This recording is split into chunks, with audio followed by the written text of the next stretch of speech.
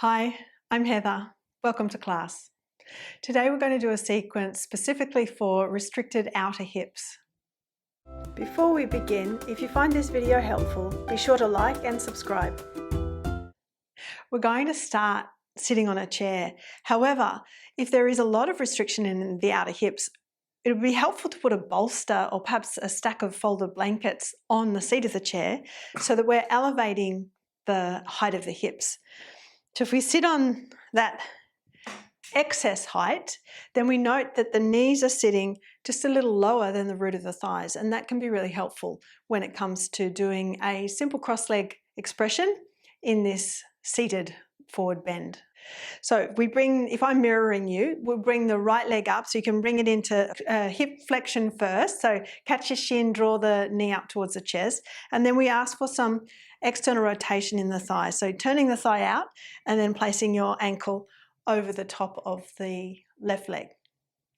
So you'll have your right leg up, the ankle sitting on the left leg. So we're asking for this right thigh to turn out. Now, one of the reasons we're using this excess height is if the hips are tight in this particular direction, we sit down on the seat of the chair, oftentimes the knee is sitting a lot higher than the root of the thigh, and that causes the pelvis to tilt back, which causes the back to round and causes the chest to drop. And we can't get anywhere. It's very difficult to come into a forward bend that way. So with the height, can we get this knee down around about the level of the root of the thigh? And we'll encourage that knee down as we come forward.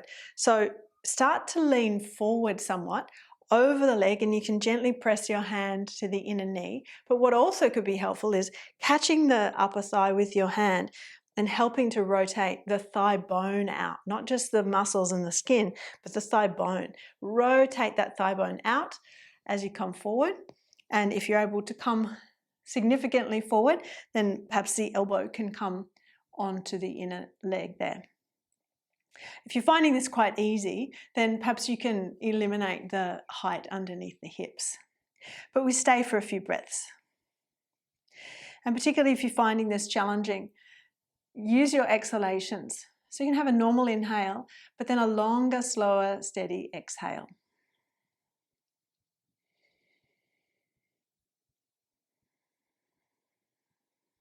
Then let's come up. Take that leg back into a standing position, or the foot's on the floor, and then we'll swap. So draw the leg up into flexion, so the hips flex, knees flex, and then we ask for the external rotation. Thigh bone turning out in the hip socket. You can use your hand, thumb to the inner thigh, fingers to the outer thigh, and turn that thigh out more. See if you can not just catch the flesh and the muscles, but even the bone. Sometimes it's helpful to lift the hip, roll the outer hip down a bit more as you replace that sitting bone. And so again, we note, if the knee is sitting significantly higher than the root of the thigh, use more height underneath the hips. And as I said earlier, if your hips are supple enough, this is quite accessible. You could do it sitting on the seat of the chair without the bolster here. But then if we want to challenge this leg to turn out more and this knee to descend a little more, we can put a little bit of pressure. The hand can come onto the inner leg. Obviously you want to make sure that your knee's not feeling uncomfortable here. And then if you can go further still, perhaps the forearm can come down and you stay. So as you stay, just notice, is the chest caving in? Is the back rounding? Can you lengthen your breastbone forward? Move your upper back in. And we breathe slowly. Use your long, slow, steady exhalations. And then we can come up. So as we come up, take the leg out of external rotation, replace that foot to the floor. Now we come to stand up. Let's move the bolster aside and we'll take our chair and mat to the wall. So I've turned the narrow end of my mat against the wall. We're going to use the wall for the back body to lean into so that we're supported in terms of balance. But we'll have the chair to the right side of the mat. I've got a couple of bricks that we can use also as a platform when we take our right foot up and out to the side. So I'll be mirroring you. Let's place the bricks. They can be flat, one stacked atop of the other. And then you'll find out, is it better for you to have them further back towards the wall or further forward and perhaps on a slight diagonal? If you have a look, I'm going to let myself rely on the wall. Then I draw my right leg up and out. Oops. And I want to place my foot on that platform I've created. Now, this is where we might find out that there's some restriction in the hip, in which case one brick is enough, or maybe even just the seat itself. So what you want to be mindful of when you come into this is that the hip isn't lifting up when you take that leg out. So we want to roll the outer hip down. Make sure that the height is not causing your hip to lift. Catch the root of the thigh and roll the outer right hip down so that your right hip socket sits the same level as the left. So outer right hip rolls down, and then use your forearm inside the right knee to encourage that knee back towards the wall. And that's where you can adjust these bricks. Perhaps your foot's too far forward relative to where your knee can roll out to. So perhaps you need to adjust those bricks further back towards the wall, or maybe even further forward. So as I said, you've got the forearm there pressing against the inner knee. Encourage that, not just the knee back, but the thigh to turn out. So the knee will roll back if you've got an adequate external rotation. So we stay here for a few breaths, working the standing leg so that left thigh will press back to the wall. The wall is keeping the right buttock pressing forward, so we're not able to stick that buttock back, which may show up perhaps some tightness here in the groin or in the hip. And let's swap sides now. So you can bring this leg forward and down, and we'll take the chair to the other side.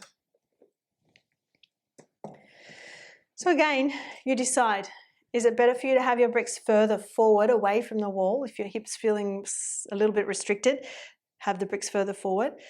What height there? I suggest you use the same height that you used on the other side underneath this foot. So we're standing on the right leg, taking left leg up and out. So again, as you take the leg out, watch that the hip doesn't lift up.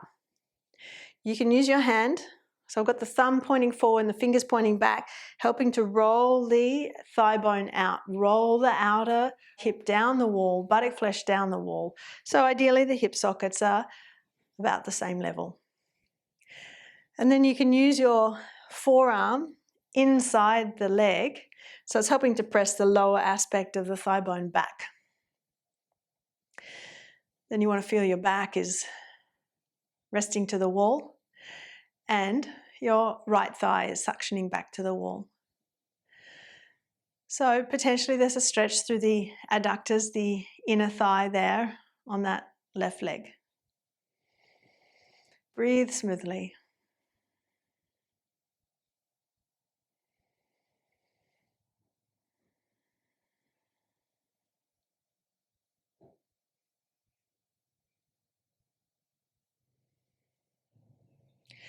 And then we'll release. So bring that leg forward and down. Now, we're still going to have the mat to the wall. I'm just going to change the mat to my cupboard wall. And we'll use our 2 bricks, but we can put the chair aside. With our 2 bricks, we're going to angle them up the wall side by side. So if you've got a skirting board that the bricks can sit against, on this wall I could use the skirting board, but I want to give you this perspective of being able to view the pose. So if you haven't got a skirting board, take the bricks up high enough that they're not going to slip down the wall. And if they do want to slip down the wall, you could potentially put something, perhaps a rolled up blanket, underneath those bricks. And I think I'll do that today. You'll note I've got another brick underneath my diagonal bricks. I did try a rolled up blanket. It was too spongy, and we want to try and keep these bricks quite solid because we're going to be placing our foot on it and turning the foot forward and back, forward and back. So if you don't have a third brick, find what you can. Perhaps it's a book. But as I said, a skirting board is perfect for this. So now we're going to place the right foot on the brick that's furthest to the front of the mat. So right foot's turned out. We're standing quite close. This left leg's quite close to the right foot. And we've got the knee bent. Right knee's bent and the knee is facing the same direction as the toes. So already watch if there's a tendency for this thigh to be rolling forward. Turn the right thigh out. You can lean into the wall and then lift the toes and the ball of the foot up and pivot the foot, but also the thigh and the knee backwards. So you're placing the ball of the foot on the brick that's furthest to the back of your mat. But make sure it's coming from the root of the thigh, not just from the lower leg. And then bring it forward again. And so again, as you pick the ball of the foot and toes up, pivot the foot, but pivot the thigh as well. Turn the thigh out more. You can use your hand for sure if you're balanced enough. And then again, foot forward. One more time, let's turn the foot out. Make sure the thigh is turning out. Now we're going to keep this foot turned out. Make sure you've got a good feeling of the foot being gripping, a sense of the foot gripping onto the bricks. Spread the toes, keep your thigh turning out, lean into the wall with the right hand and take your left leg further back. So we're going to be doing Trikonasana, triangle pose. Can you straighten this leg still with your thigh turning out? So the hands on the wall, fingertips are on the wall, and we'll keep the fingertips there. You can flatten the palm if that works for you. Bend the elbow as you lean over the leg. So we're not reaching the hand down the shin. We're just coming, we'd say, a little bit into the pose, perhaps not all the way. But the focus is this turn out of the thigh more extremely than we ordinarily would to see how much movement we can get in that hip. And then come up again. And let's go again. So you can exhale as you bend the elbow, lean over the leg, focusing on the external rotation of the thigh, not just the lower leg, not just the foot. Then come up again. And once more. So feed the femur bone into the pelvis as you're tilting the pelvis over the femur bone, leaning in towards the wall, staying solid in the back leg. So left thigh presses back, left heel plugs down, and then come up. You can bend that right leg, bring the left leg in closer, step off your bricks, and we'll do the other side. So with the left foot, now we'll see I'm not mirroring you. Hopefully this isn't confusing. So you've got your left foot on the brick that's closest to the front of the mat. You can lean into the wall with your right hand, and we're working with the turn out of the foot. So pick the toes and the ball of the foot up off the front brick and pivot to the back brick. So the ball of the foot and the toes come onto the back brick, but not just the lower leg. Watch your knees not pointing forward to the front brick. Turn the thigh out. See if you can get the rotation from the thigh. And then pick the toes up, pivot the foot forward again. And once more, pick the toes, the ball of the foot up as you pivot the foot. Try and get some movement here in the hip, turning the thigh bone out and then forward again. And then one more time, pivot the foot. Press the ball of the foot and the toes into your bricks. Spread the toes. Make sure the thigh is turning out and it's not just the lower leg and the foot. And then you can lean into the wall, take the right leg further back.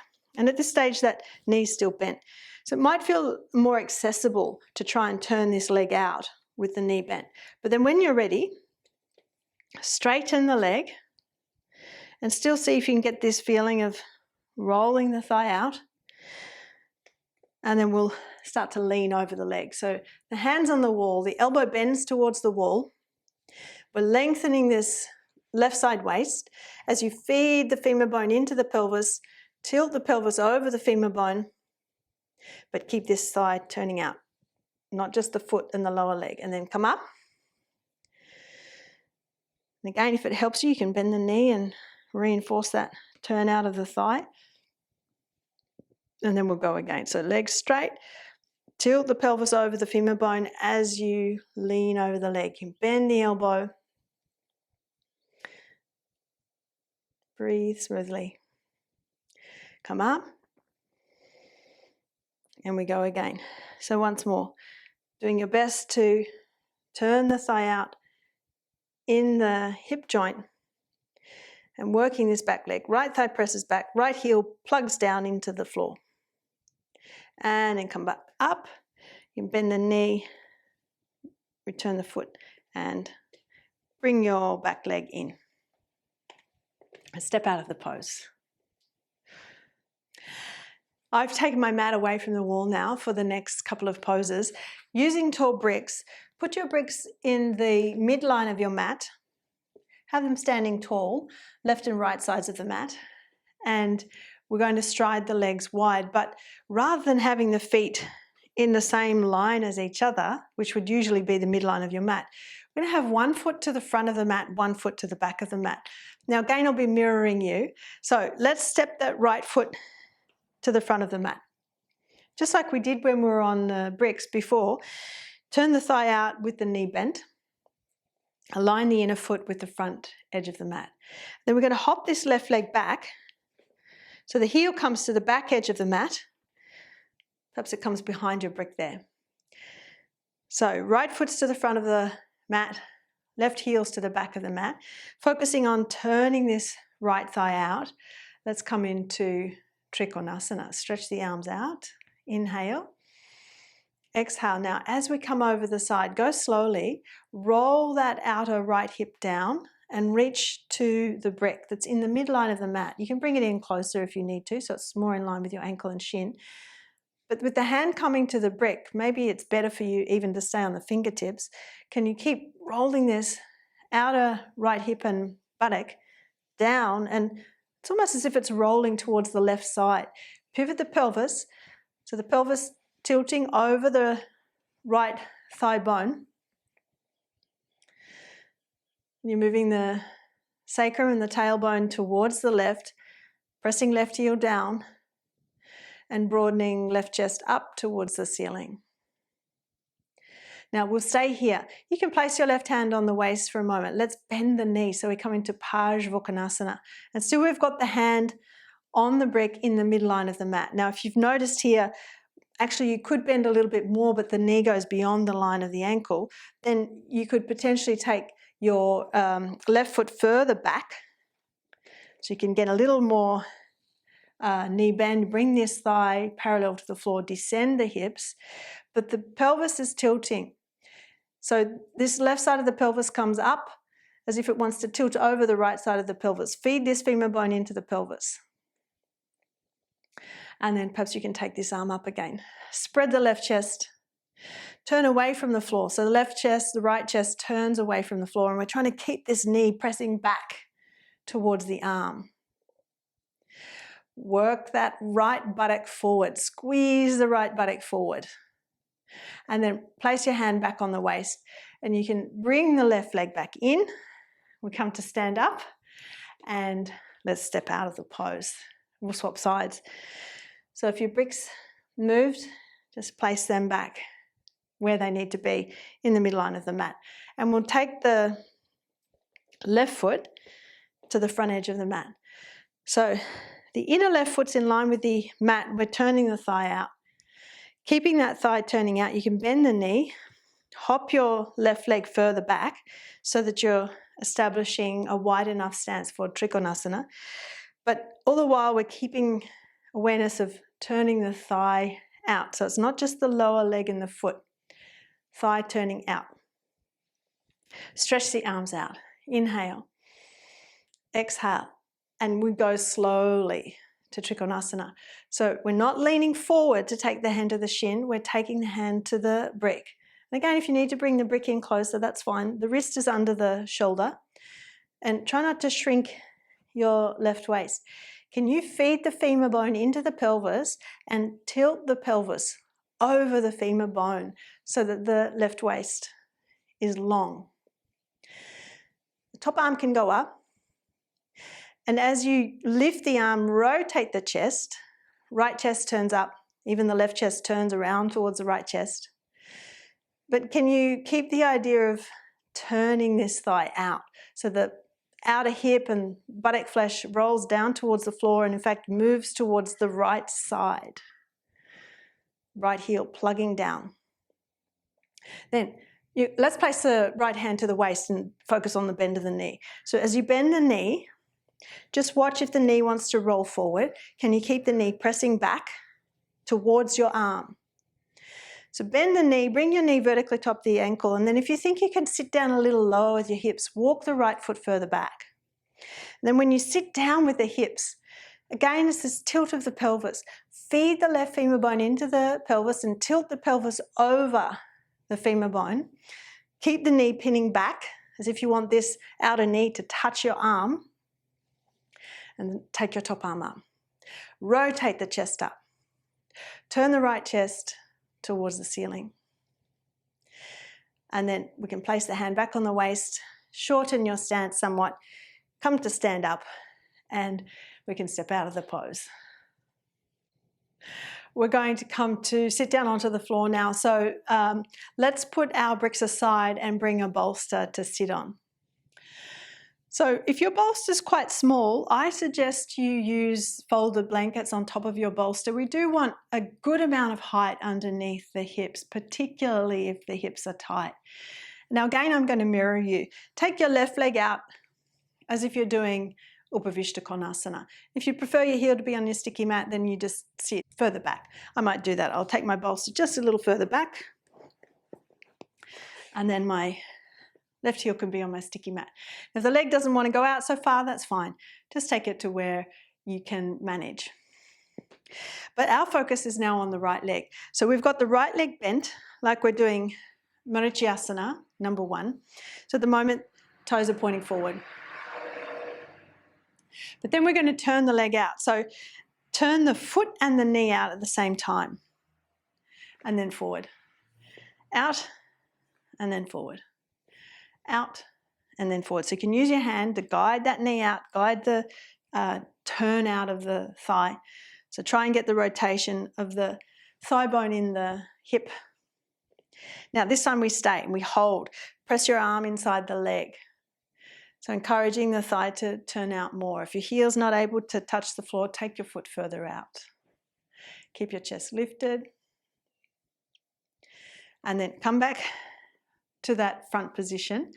And we see if we can take the foot further out, more in line with the outer bolster. And again, turn the foot out. This time we hold. So turning the foot and the knee, use your arm, perhaps it's the elbow, on the inner knee. Press that leg back. So encouraging the hip to open in this direction. Meanwhile, you're lifting through the lower back, lifting through the chest. Okay, and then you can turn the foot, bring the leg back, bring this leg back, hold the legs together for a moment, relax the groins, and then we'll swap sides. So right leg can come out into Konasana, and the left leg's in Marichyasana to start with. So toes are pointing forward to start with. And then we lift the ball of the foot and the toes up like we did earlier when we had the foot on the bricks. So you can pivot on the heel and you're turning the leg out. So remember, it's not just the lower leg. Some of us have got that capacity to keep the knee and thigh in position and rotate the lower leg of the foot. We're not doing that. We're turning it from the hip. So pivot, turn from the hip. So use your hand on your knee to encourage that leg out. Forward again. Out. Forward. Out, forward, out, forward. Let's do one more and we'll stay. So out, use your arm inside the leg, encourage that leg back. This right hand can just be on the corner of your bolster, helping to lift the spine, lift the chest. So press the leg back, get the thigh to turn out. Try to keep your heel down. If it doesn't want to stay down, you have to take your foot further out that way, not forward, out to the side. And then come forward again. Now we take the foot further out, more towards the corner of the bolster, and then you rotate the leg out. So again, use the hand to encourage the leg to turn, the thigh to turn, then put pressure on the inner leg. Use your arm to encourage the knee back, but you're really encouraging the rotation of that thigh bone, turning the thigh bone out in the hip socket. Lift up your chest, lift up from the lower back. Breathe. and then you can release. Bring the leg back in, and we'll bring the legs back to the midline. So now we're going to sit in Baddha Konasana. Soles of the feet together, knees out wide. Now this is where we'll find out if the knees are sitting a lot higher than the root of the thighs, you'll need more support, more height to sit on, because the knees will not go down of their own accord if there is that positioning of the thigh bones in the pelvis. So we want to try and encourage knees out and down. It's helpful to have those outer hips supported on your bolster, but watch that you're not dropping backwards. Sometimes we take the legs out and it causes the pelvis to rotate backwards, and then the lower back's collapsing backwards, the chest is dropping. So as much as we can, we want to roll the pelvis forward. So you can use your hands on the corners of the bolster. See if you can roll your pelvis forward, lift up your lower back and lift up your chest. Encouraging the knees out and down. So think about the direction here, from the groins to the inner knees. Groins to inner knees, and then from the outer knees to the outer hips. So it's this circular action, groins to the inner knees to outer hips.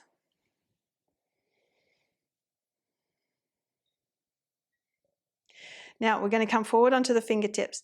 This is where if the knees are sitting a lot higher than the root of the thigh, it's going to be difficult to come forward. So it might be better for you to hold your shins and sit up straight. But those who can, perhaps you come onto the fingertips. Lengthen the chest forward. Perhaps the hands can now come onto the inner knees, encouraging the legs to turn out. You can allow the inner feet to move away from each other if that helps you with the turn out of the thighs. So we're not focusing on trying to come into a significant forward bend here.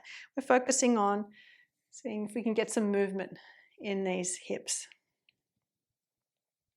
So you may be leaning a little bit forward to help apply pressure through the arms and the hands to the knees, but you're still keeping the front body long.